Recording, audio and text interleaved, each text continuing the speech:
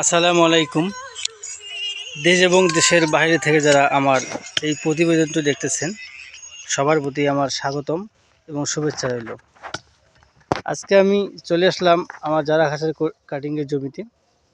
জারা ঘাস কাটার পর এই ঘাসটার ফলন হয়েছে, আপনারা দেখতে পাচ্ছেন। জারা ঘাস খুব ফলনশীল ঘাস এবং খুব গ্রোথ হয় এবং গরু ছাগল খুব পছন্দ করে খাইতে, স্বাচ্ছন্দ্য বোধ করে। আপনারা যারা খামার করার চিন্তা ভাবনা করতেছেন তারা অবশ্যই জারা ঘাস চাষ করুন, খামারের সফলতা বয়ে আনুন। আর ভিডিওটি যারা শুরু করবেন শেষ পর্যন্ত থাকবেন। জারা ঘাসের কাটিংয়ের জমিতে আছি আমি আজকে। এই যে আপনারা দেখতে পাচ্ছেন যে জারা ঘাস রেডি চলতেছে। 10,000 পিসের অর্ডার আমার আজকে আছে। এই যে এটা আমার জারা ঘাসের কাটিংয়ের জমি, কাটতেছি, অনেক লোক কাজ করতেছে দেখতে পাচ্ছেন আপনারা। প্রতিটি কাটিং খুব ভালো মানের গজা শিকড় আছে দেখতে পাচ্ছেন।